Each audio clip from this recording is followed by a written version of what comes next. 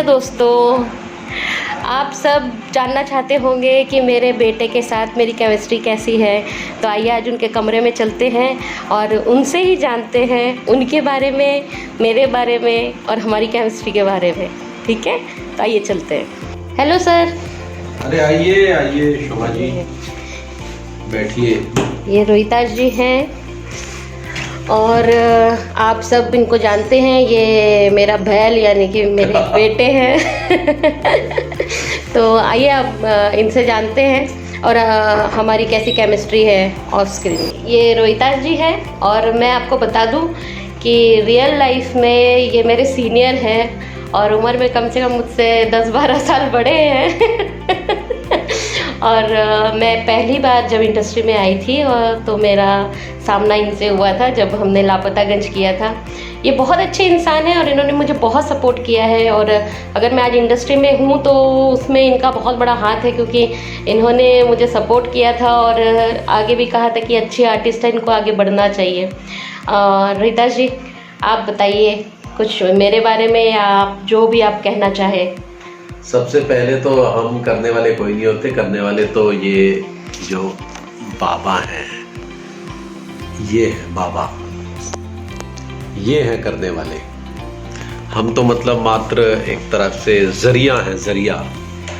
तो शोभा जी जो है लापतागंज के सेट पर आई थी, एक छोटा सा सीन करने के लिए आई थी, लेकिन जब इन्होंने वो सीन किया और सिर्फ एक डायलॉग ही बोला तो ही हम समझ गए कि इनमें काफ़ी दम है। और हमने अश्वनी धीर साहब को ये बात कही तो अश्वनी धीर साहब ने भी वो शायद देख रहे होंगे कहीं ना कहीं से, तो उन्होंने कहा नहीं वो मैंने देख लिया है। और देखा तो दूसरे दिन जो है, दूसरे तीसरे दिन ही शायद एक और सीन लिख कर आया जिसमें वो सुत्ती लाल की बीवी का रोल कर रही थी। मतलब एक बिल्कुल जूनियर आर्टिस्ट के रोल से आप मेजर रोल में प्रवेश कर गई सिर्फ अपने टैलेंट के माध्यम से। फिर बाद में हमने इनके बारे में और जानकारी हासिल करने की कोशिश की तो जाना कि ये बहुत सारी भाषाएं बोल सकती है।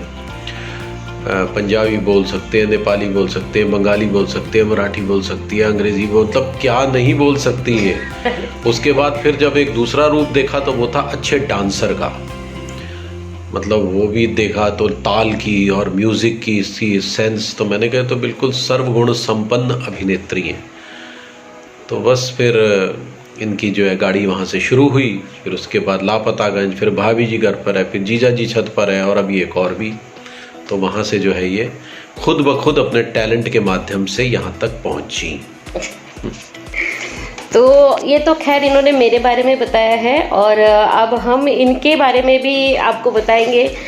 ये सबसे पहले तो इनकी जो शख्सियत है बहुत ही सिंपल, एक आम आदमी की तरह इनका पूरा इनका पर्सनैलिटी है, लेकिन इनके अंदर भी काफ़ी शरारतें हैं और ये बहुत मस्तीखोर है, लेकिन वो दिखता नहीं है। तो लेकिन इनके इस पर्सनालिटी की वजह से इनकी लाइफ में काफ़ी सारी कॉमेडी सीन्स हुए हैं जिनके बारे में हम आपको बताएंगे। तो आइए इनसे जानते हैं। हाँ, तो हमने सुना है कि वहाँ के स्पॉट दादा भी आपकी बहुत रिस्पेक्ट करते थे, आपको काफ़ी पसंद करते थे, तो बताइए। हाँ नहीं, काफ़ी पसंद किया करते थे, एक्टर्स भी, प्रोड्यूसर भी, डायरेक्टर भी जो है वो, क्योंकि मैं एक तो कम बोलता हूँ और थोड़ा सा मतलब कोशिश मेरी यही रहती है कि सबसे फ्रेंडली होकर चला जाए और ज़्यादा पॉलिटिक्स में नहीं घुसता हूँ। तो कई बार स्पॉट बॉयज़ जो है काफ़ी प्रेम का इजहार भी करते हैं। तो जैसे एक स्पॉट बॉय जो है वो लेक्चर भी हमारे बारे में हमें ध्यान में रखते हुए दे रहा था पूरे स्पॉट बॉयज़ को कि अगर जीवन में आगे बढ़ना है तो लंबी रेस का घोड़ा बनना पड़ेगा, और लंबी रेस का घोड़ा होने के लिए जो है आपको जो है दमदार होना पड़ेगा, तमीज़दार होना पड़ेगा, और तभी जो है आप जो है वो आपकी गाड़ी लंबी चलेगी। और गाड़ी तभी लंबी चलेगी जब आप रोहिताज जी जैसे बने। रोहिताज जी बहुत बढ़िया आदमी है, रोहिताज जी जैसा आदमी देखने पड़ेगा। तो आप लोगों को रोहिताज जी जैसे एकदम लुल टैप बनने की जरूरत है। तो मैं वहाँ खड़ा था, क्या बोल रहा है, लुल टैप बोला, तारीफ करा जूता हमारा। नहीं सर जी, लुल टैप मतलब डिसेंट, सोबर। अच्छा, ऐसे करके उसने जूता मारा।